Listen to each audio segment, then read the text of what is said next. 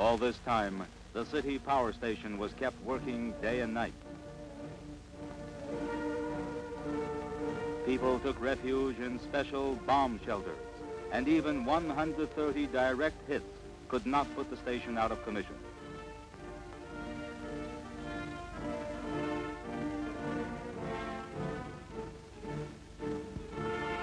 In the southern part of the city, near the shipbuilding yards, the work of repairing damaged tanks went on day and night.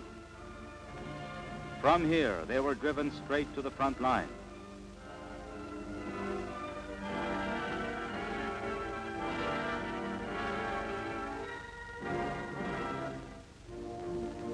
In this terrible battle, the defenders of the hero city were not alone. All the Soviet people were with them, the entire multinational country, closely united by the Communist Party and its Central Committee. Everything for the country's defense, all as one man to the struggle. Old-timers, veterans of the first 5-year plans, went back to their machines.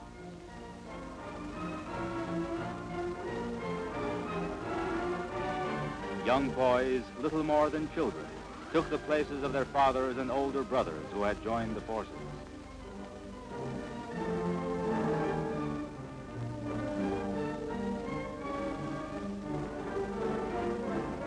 Girls did their share too. Everyone who could help forge victory.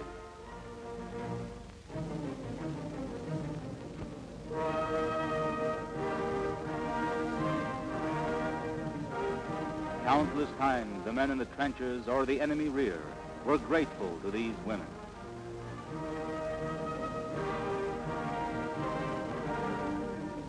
Millions of husbands were now soldiers. Millions of wives, sweethearts, and sisters helped the war effort on the home front.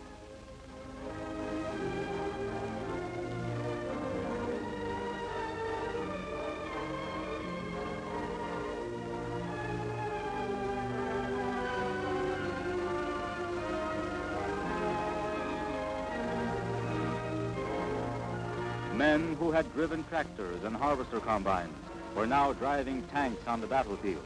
It was the women who plowed, planted, and harvested. In the republics of Central Asia, women grew food for the front.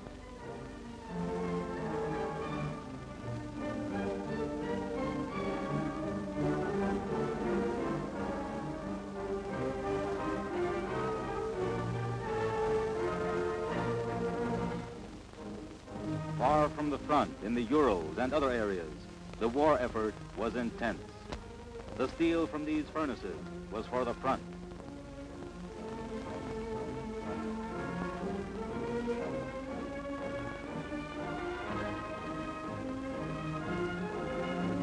More tanks, more fighting machines of all kinds were urgently needed. More bombers and fighter planes.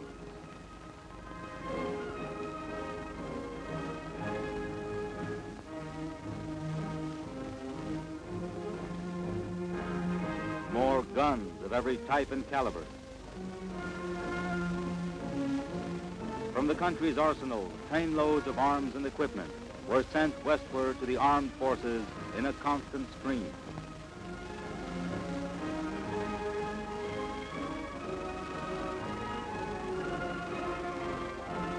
On decision of the State Defense Committee, fresh units and formations of all arms were brought up to the battle area.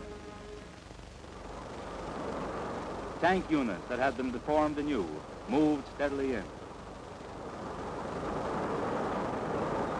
The reserves sent into the fighting were now well-equipped, well-armed, and well-trained.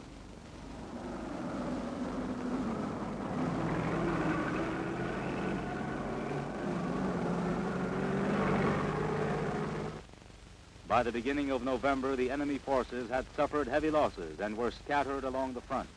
The main enemy grouping of 22 divisions were at a disadvantage. The Soviet forces held firmly to their positions on the right bank of the Don, northwest of Stalingrad, and the exits from the Lake District south of the city, and then gripped both flanks of the enemy troops in a pincer movement.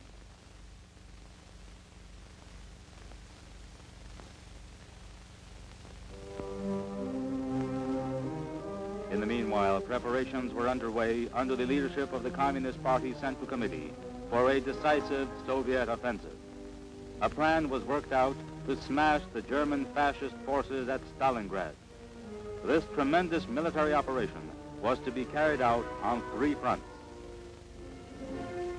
The shock troops of the southwestern front were to penetrate the enemy defenses at the junction with the adjacent Don front, and by rapidly advancing to the southeast, reach the River Don in the enemy rear, thus cutting off their retreat to the west. Then the forces of this front were to link up with the Stalingrad front.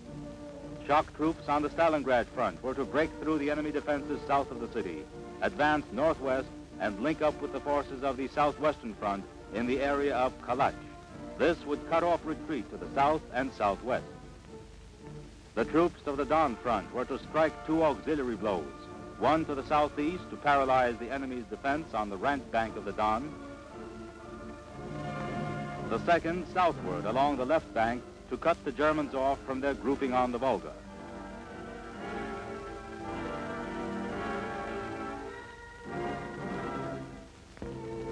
General Yeremenko, himself wounded, conferred military decorations on his soldiers and officers.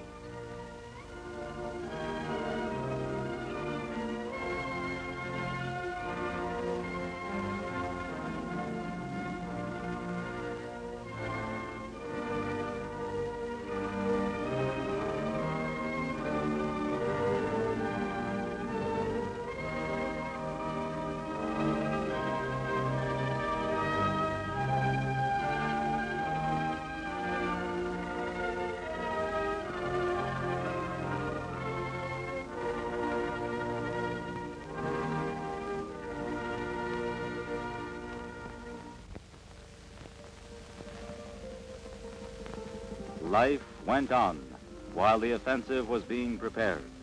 The grim, comfortless life of a soldier.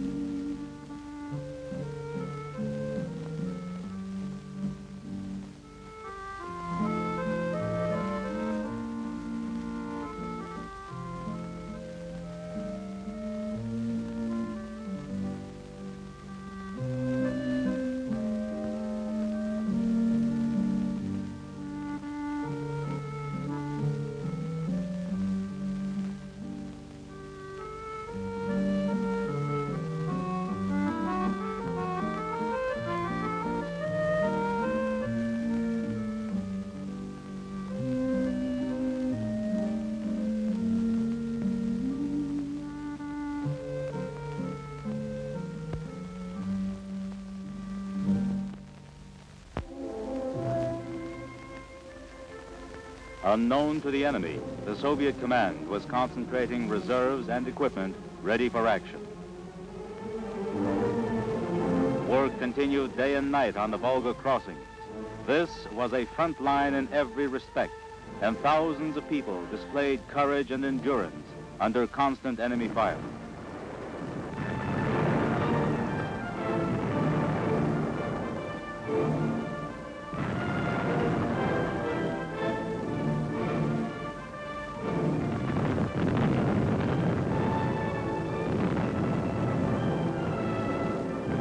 Men, machines, and ammunition were sent across to the right bank on boats and ferries.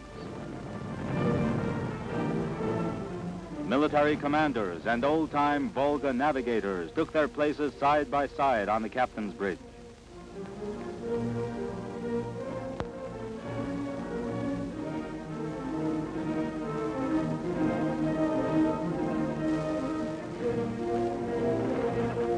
Step by step, with the utmost persistence, sudden death was prepared for the enemy.